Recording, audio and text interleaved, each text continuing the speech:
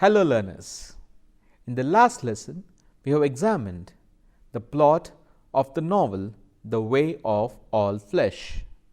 We have also examined in detail Samuel Butler's contribution to English literature.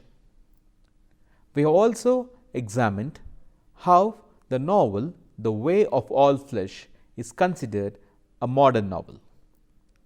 In this lesson, we examine the character of Ernest Pontifex, the nature of parents, the other characters, the nature of the narrator, and the depiction of inheritance and of the 19th century in the novel The Way of All Flesh. Let us now begin with an inspection of the character of Ernest Pontifex. Ernest Pontifex is the central character of The Way of All Flesh. Ernest is the son of Theobald Pontifex and Christina. He is the eldest grandson of George Pontifex, the rich publisher. He is also the eldest great-grandson of John Pontifex, a village carpenter. Ernest Pontifex was a very sensitive child. He shared an uneasy relationship with his family, friends, and felt stifled in the company of his parents. He was not a bright boy, yet he was sincere and friendly.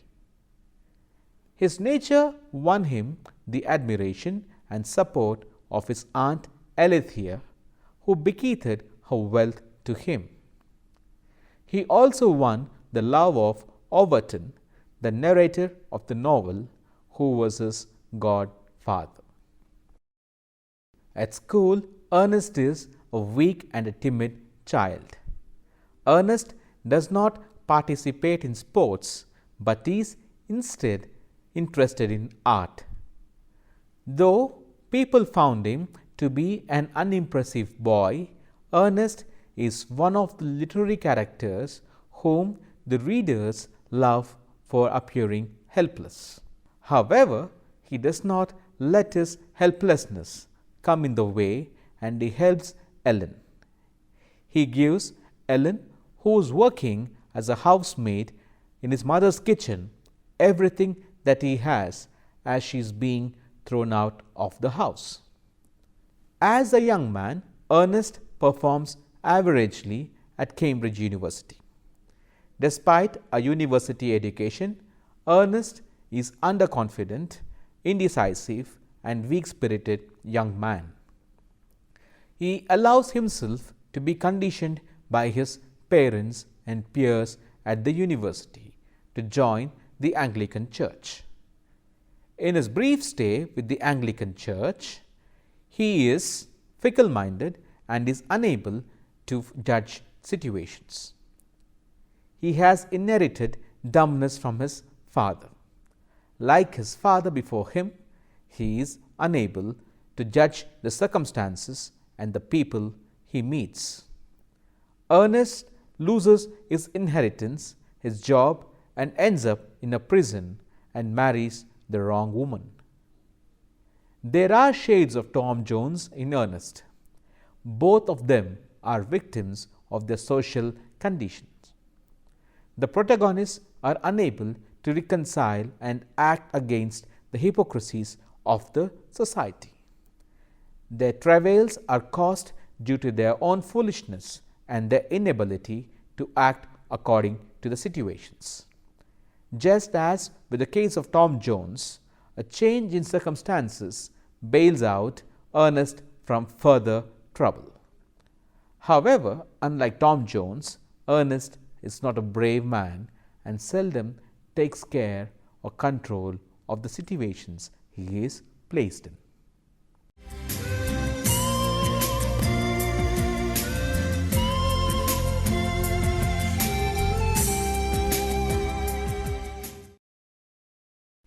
The Way of All Flesh highlights the reasons why the parent-child relationship turns difficult. Most of the important characters in the novel, including John Pontifex, George Pontifex, Theobald Pontifex, and even Ernest Pontifex, are parents. The author has fleshed out these characteristics in detail. The chief characteristics of these characters manifest the most in the relationship they share with their children. Instead of comprehending the views of children, the characters are judgmental and attempt to thrust their beliefs on their children. Let us examine George Pontifex in some detail. A successful publisher, George assumes that he is a self-made man. He loves money more than anything else. He is determined, intelligent, and has a knack of getting things done his way. He is judgmental and is highly critical of his younger son, Theobald. He assumes that Theobald is dumb and coerces him into doing his bidding. The letters that he wrote to Theobald testify that he is very rude to his son. Now, let us examine the characteristics of Theobald Pontifex as a parent. Theobald Pontifex was bullied all through his life. He is a fool who becomes a minister despite wanting to pursue a career in the Navy.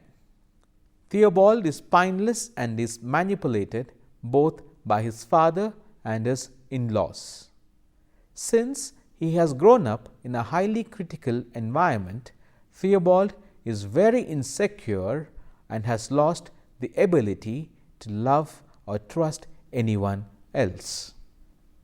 Since he is aware that he is always manipulated, he doesn't place any trust with any member of his family. Though he has provided for his family, Theobald is unable to love them. He has no hesitation in disowning his own son Ernest. Theobald is unable to love his family and is also unable to tolerate that his son Ernest has become independent of him. He detests the financial independence that his son enjoys. Theobald also grudges the inheritance that Ernest has received from his aunt. Theobald thus is a hypocrite and a bully and is not true to anyone. There is no change in the character of Theobald till the end of the novel. His behavior in most cases is totally unbecoming of being a religious minister.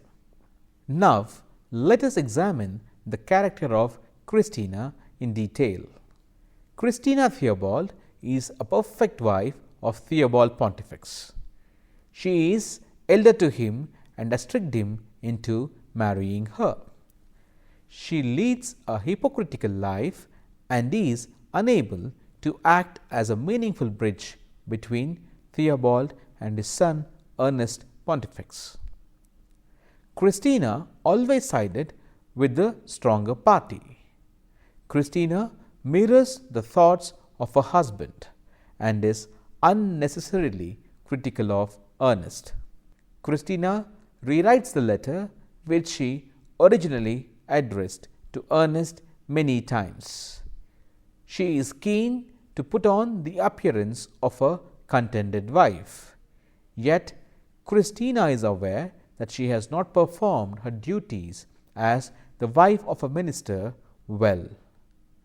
She does not contest Theobald's decision to disown their son Ernest. Towards the end of her life, she confesses to her husband that she has failed in every role that she has played. Thus, Christina's behavior has been consistently unbecoming of being a wife to a minister or as a mother.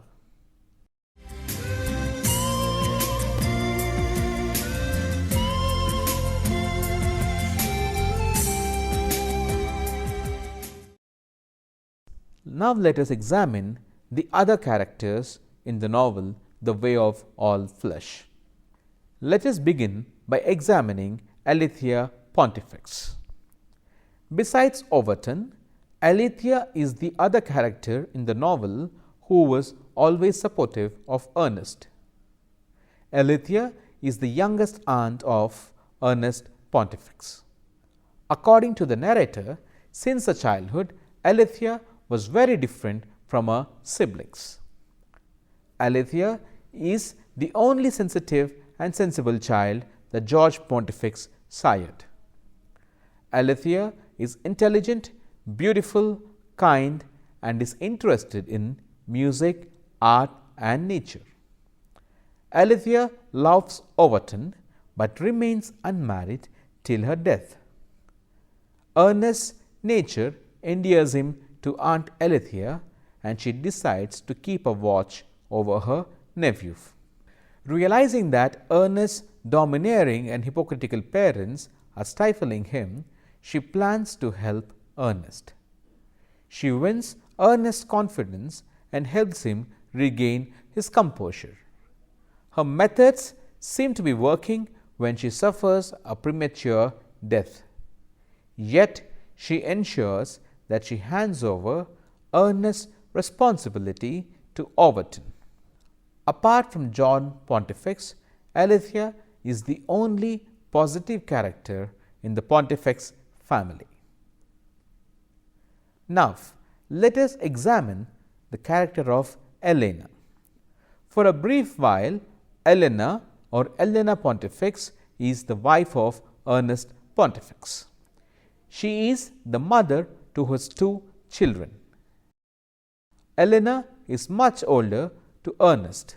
In the initial half of the novel, she is introduced to the readers as a very pretty girl who is employed as the domestic help in Theobald's family. Elena wins the confidence of Christina Pontifex, but the family abandons her when it is revealed that Elena is pregnant. Elena is very touched by Ernest's personal kindness. She is rediscovered by Ernest in London. Ernest and Elena establish a successful business of second-hand clothes and marry each other. They have 2 kids. However, post the marriage, it is revealed that Elena is an alcoholic who is already married to the coachman John. The coachman John worked as the coach driver in Theobald Pontifex's home. As Overton interferes, in lieu of payment, Elena agrees to leave Ernest. Elena, all the while, to subscribe to her alcoholicness, has been stealing clothes from the store and selling them. She has thus driven her family into a state of bankruptcy. Post leaving Ernest Pontifex, she migrates to America. Elena is a morally debased character, and Ernest's associations with her signify his total fall. Yet, ironically, she brings out the man in Ernest and gives him the necessary confidence to move ahead in life.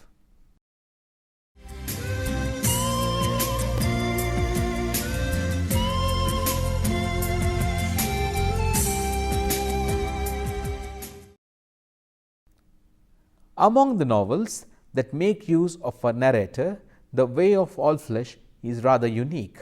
Both Overton, the narrator of the novel, and Ernest Pontifex, its main protagonist, seem to be the extension of the personality of the author. The Way of All Flesh, as we have noted earlier, is a semi-autobiographical work of Samuel Butler. Butler himself acknowledged that the novel is an autobiographical one, and hence he deferred its publication until his death in 1902. However, even Overton reminds us of Butler. Like Butler, Overton was unmarried, had a lover whom he could not marry, and was agnostic. Overton, like Butler, enjoyed the company of young men, and enjoyed guiding them. The wry humor and the outlook towards life remind the reader of Butler's shadow. There are many similarities between Overton and Ernest as well. Overton is the narrator and Ernest is the main protagonist. Overton, who was the godfather of Ernest, acts as Ernest's true companion, counselor, guide, provider, and rescuer. Overton comes across as a grown-up and a well-travelled version of Ernest Pontifex. Hence, it can be argued that Butler created Overton in his own image. Overton, the narrator, is well acquainted with the 4 generations of the Pontifex family. He has interacted with members across 4 generations. He is born towards the beginning of the 19th century and is aware of the sociological shifts that the time has brought in. Overton is omniscient and is aware of the dynamics in the Pontifex family. As a child, he enjoyed the affection and company of John Pontifex, the village carpenter. Overton's parents are the contemporaries of George Pontifex, the publisher. As a kid, Overton played with the children of George Pontifex. Overton was in love with Alethea, the daughter of George Pontifex. Thus, he is the true contemporary of the 3rd generation of the Pontifex family. Besides, he is also a friend of Theobald Pontifex, hence he agrees to act as the godfather of Ernest Pontifex. He witnesses firsthand the upbringing of the 4th generation of the Pontifexes. Overton is also interested in the lives of the 5th generation of the Pontifex family. He has arranged for a comfortable and a happy home for Ernest's children. Hence, the narrator is in a unique position to document the history of the Pontifex family. Overton is also philosophical in his musings. Even as he narrates the incidents, he also theorizes various social changes that have occurred in England. He provides a critique of various vocations, the state of education in English educational societies, and of the church. Overton has a sense of right and wrong and is able to see through the intentions of various characters. Though Overton's own moral standards seem to be misplaced, he acts in the best interests of Ernest Pontifex always. Overton displays utmost sincerity in his dealings and is very clear about his purpose. Overton's actions are in sync with his intentions. His ideas are powerful, purposeful, and practical. Overton performs his functions very well. Overton's acquaintance with the family, the ability to comprehend social changes, and his philosophy aid him in acting as per the situation and thereby endear him even to the contemporary reader.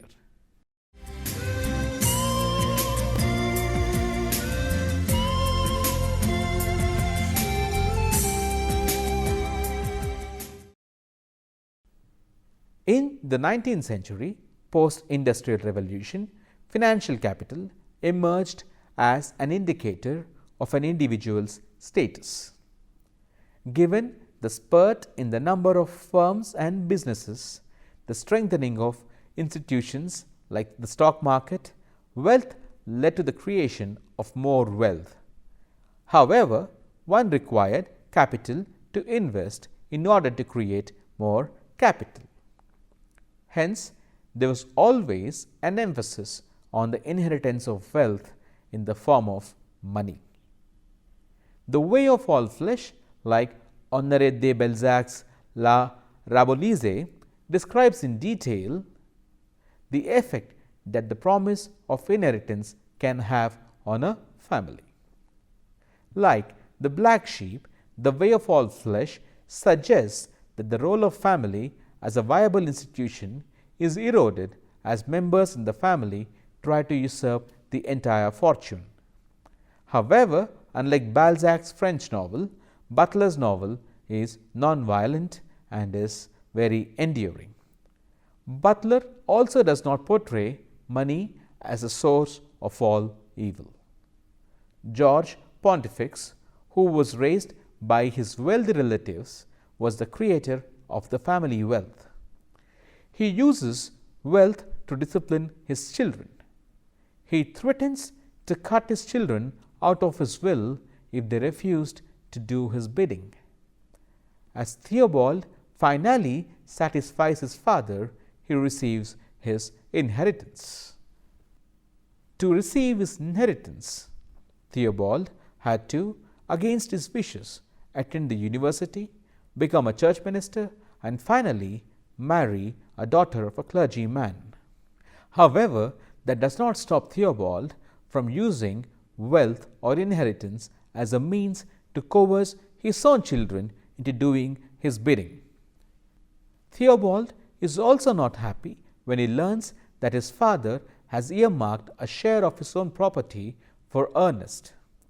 It could be the main reason why Theobald always ill-treated Ernest, his eldest son, right from the beginning. When Alethea sincere attempts to reform and rescue Ernest fail, she bequeaths her entire wealth to him. Here it indicates that Alethea views the inheritance that she is providing to her nephew as a guarantee for Ernest's life. Since she dies unmarried, her siblings expect her to share her property with them. When the siblings realize that Alethea left them nothing, they even boycott the burial. Thus, inheritance becomes one of the most important issues in the family. In the next generation, Theobald and Christina resent the fact that their son has inherited his aunt's wealth. Earlier, they have grudged the inheritance that Ernest received from his grandfather. The parents feel betrayed that Ernest, instead of being punished for his sins, is rewarded through an inheritance. The behavior of the family which disowns Ernest changes after he inherits the wealth of his aunt. The hypocrisy of the Victorian family is further revealed when both Theobald and Christina, who never loved Alethea, covet her wealth and despise the financial independence of their son. Butler suggests that in a society which adopted speculative investment-based capital market system as its economic mode, individuals have no right to complain against those who are lucky and inherit wealth.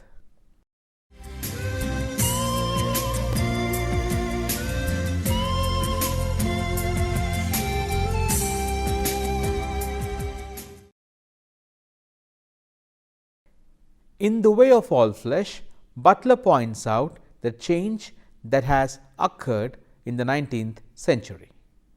The 19th century was radically different from the 18th century. The Industrial Revolution and colonialism ensured that the nature of business was transformed. The period also saw a transformation in the organization of the church through developments such as the Oxford movement, the formation of the Broad Church, etc. The establishment of factories meant that families migrated to industrial towns, and this led to the emergence of nuclear independent families. The nature of capital also changed as more avenues were available to the investors. As the dominant form of the political economy was transformed, the public culture also witnessed a metamorphosis. Butler's novel makes numerous references to the changes that have taken place in England. In order to drive home the point that England witnessed massive change in a short span of time, Butler situates the initial section of the novel in 18th century England. In the pastoral England of the 18th century, the members of rural English society were more intimate with each other. Family ties were stronger and life was replete with fun and games. In contrast, the rest of the book, located in the middle decades of the 19th century, depicts a crisis. Butler points out that most of the clergymen are confused over the religious doctrines. Some of them are greedy for money and even cheat their friends. The church is divided on various lines and the hold of religion over the public is on decline. Likewise, fissures also appear within the family structure. Parents and children, like in the black sheep, share an uneasy relationship. Siblings cannot stand each other.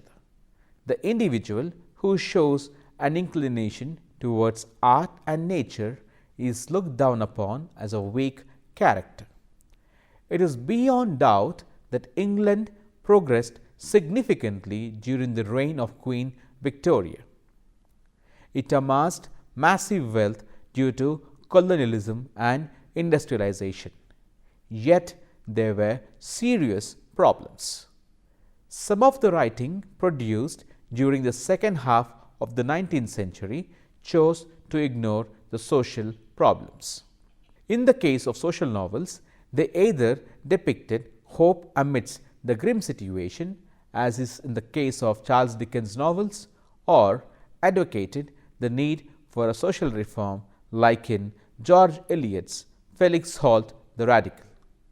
Quest becomes an important part in the Victorian literature, as some of the heroic protagonists transcend the social barriers.